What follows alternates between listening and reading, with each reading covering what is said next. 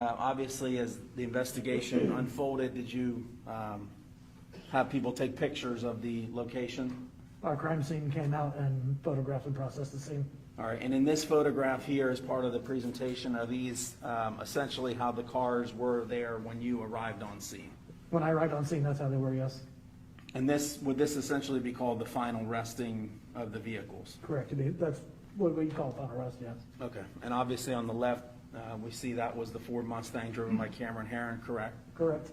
And on the right was that, what was described as the gold Nissan Altima. Correct. And then the next photo here is this just showing a different angle looking north up Bayshore where you can see the stroller off in the distance ahead of the Mustang. Correct.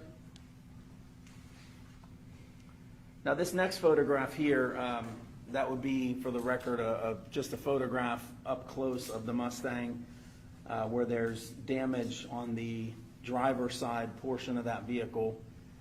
Did you, in your investigation, determine, in fact, what you believe to be what had caused that damage there at that location?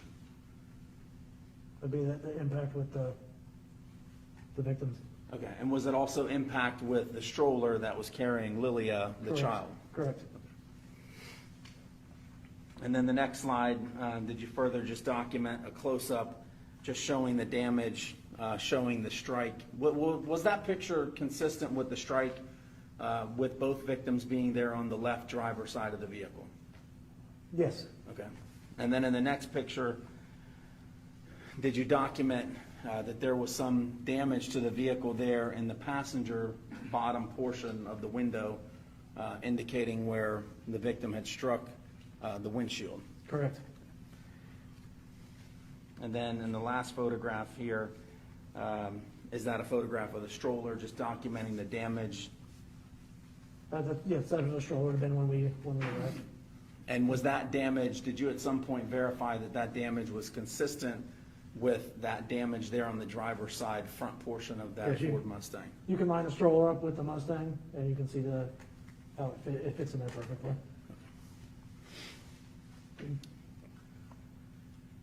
In this next slide, at some point, did you observe video surveillance that was retrieved that was taken right near where the crash had occurred? Yes, I did. All right, and then did someone from Tampa Police Department eventually try to enhance or zoom in on that portion that we're seeing there in between the trees? I did. One of our forensic techs. All right, and if you can just describe to us, before I play it, essentially kind of what we're going to be looking for here before I play this video. And that would be looking kind of southeast on Bayshore. So northbound lanes are going to be, where your green boxes, you're going to see, that's after the crash. Come through that green box area there, and the two cars will. All right, so what we're seeing there as far as like the reference point of that gazebo, just beyond that gazebo across the street through those trees, is that essentially where the impact had occurred? Yes. And the bottom portion of that video that's enhanced showing in between those two trees, is that where we'll see the two vehicles come through and pass through prior to the collision? Yes. I'll go ahead and play this at this time.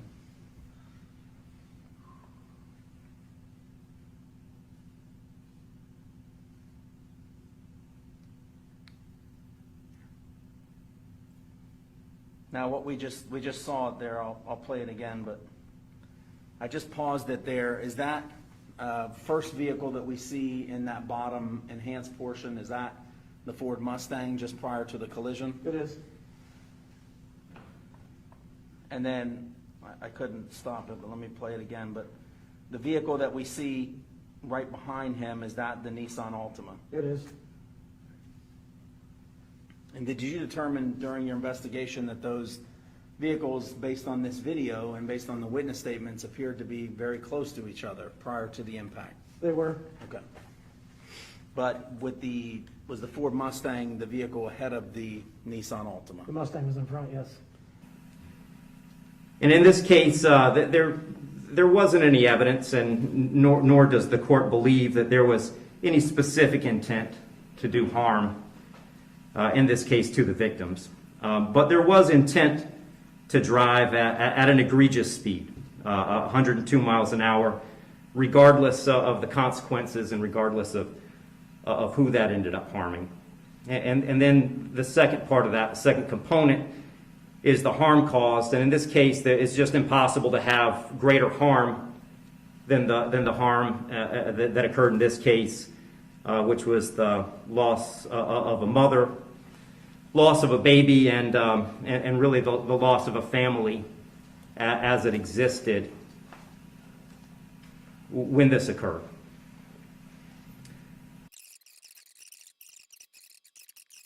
And the court doesn't find that either the minimum or the maximum is appropriate in this case. I've said it several times, the serious nature of the offense, egregious nature of the conduct, and mostly the harm that's been caused prevent me from putting this as a bottom of the guidelines minimum case. But the departure bases argued by the defendant did provide some reason not to put it at the top of the maximum. And specifically, the court did take into account that the defendant's 18, certainly responsible for his actions, and he's being held accountable for his actions. But the age of 18, the court finds, is a mitigating factor and shouldn't put this at a maximum. Also, the complete lack of prior criminal history is something that the court considered as preventing this from being at the top. So having said all that, the court is going really toward the middle between the minimum under the guidelines and the maximum punishment permitted under Florida state law. So on count one, vehicular homicide, the court's going to adjudicate the defendant guilty, sentence him to 9 years in the Florida State Prison. On count two, same charge, the court will adjudicate the defendant guilty, sentence him to 15 years Florida State Prison, and that'll run consecutive to count one for a total of 24 years Florida State Prison.